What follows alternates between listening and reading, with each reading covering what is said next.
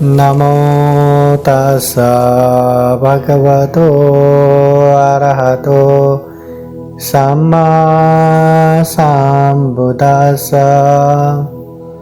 नमो तस्स भगवतो अरहतो सम्मा सम्बुद्दस्स।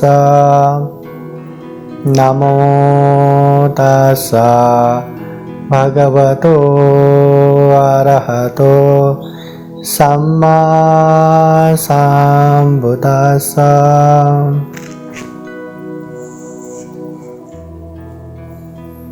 बौद्ध जगत में बुद्ध धम्म को, बुद्ध के शिक्षाओं को, बुद्ध के जो मानव हितकारी, मानव कल्याणकारी जो उपदेश है उसको आगे बढ़ाने के लिए चार बौद्ध परिषद का बहुत ही महत्वपूर्ण स्थान है। ये चार बौद्ध परिषद जो बुद्ध को, धम्म को और संघ को आगे बढ़ाता है। तो आज हम यही चार बौद्ध परिषद के विषय में चर्चा प्रारंभ करेंगे।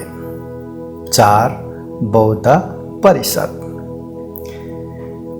तथागत बुद्ध के धम्म को दीर्घ काल तक शुद्ध और सुरक्षित आगे बढ़ाने के लिए चार महत्वपूर्ण आधार स्तंभ रहे हैं, जिसे तथागत बुद्ध ने चार परिषद कहा गया है। चार परिषद धम्म के आधार स्तंभ है ये। जिस तरह ये गाड़ी अच्छे से आगे बढ़ाने के लिए, अच्छे से चलाने के लिए चार पहियों की जरूरत रहता है, वैसे ही बुद्ध शासन या बुद्ध धम्म या बुद्ध शिक्षा आगे बढ़ाने के लिए ये चार बौद्ध परिषद की जरूरत रहता है, महत्वपूर्ण स्थान रहता है। अब ये चार बौद्ध परिषद क्या है? चार परिषद के विषय में महाकारुणिक तथागत बुद्ध ने बहुत ही आसान तरीके से इसके विषय में बताया है। तो वो चार बौद्ध परिषद क्या है? एक भिक्षु परिषद, दो भिक्षुनी परिषद, तीन उपासक परिषद, चार उपासिका परिषद। भिक्षु, भिक्षुनी, उपासक, उपासिका, ये चार परिषद है बुद्ध शासन को आगे बढ़ाने के लिए। अब ये भिक्षु परिषद क्या है? तथागत बुद्ध के जो अनुयायी है, जो आर्य श्रावक है, जो संन्यास प्राप्त भिक्षु है, उन भिक्षुओं के समुदायों को या समूह को भिक्षु परिषद कहते हैं। वैसे ही भिक्षुनी परिषद क्या है?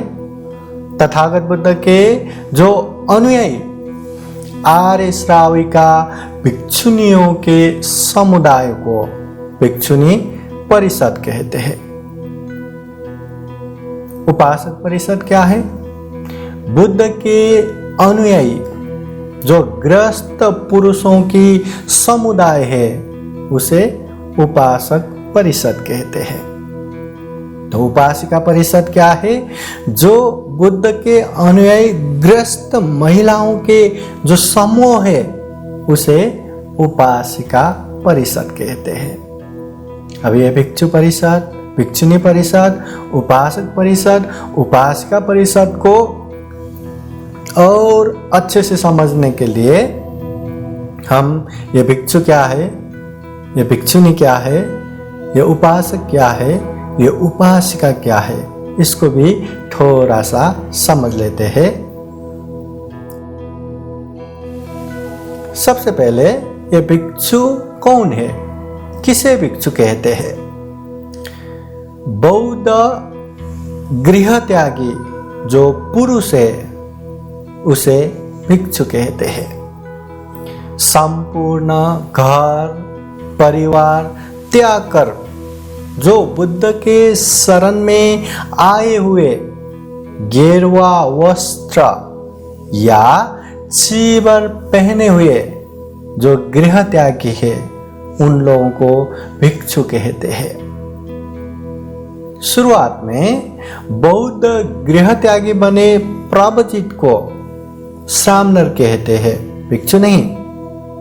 और वही श्रामणेर उम्र में कम से कम 20 साल पूर्ण होने के बाद फिर से भिक्षु संघ के सामने उपसंपदा दीक्षा प्राप्त करना पड़ेगा। उसके बाद वो भिक्षु कहलाता है। श्रामणेर और भिक्षु। उसी तरह ये भिक्षुनी कौन है या किसे भिक्षुनी कहते हैं? बौद्ध गृह त्यागी जो महिलाएं हैं उनको भिक्षुनी कहते हैं। ये पुरुष के समान स्त्री भी बुद्ध धम्म में गृह त्यागी होकर प्रवजित बनने वाले जो महिलाएं हैं उनको भिक्षुनी कहते हैं।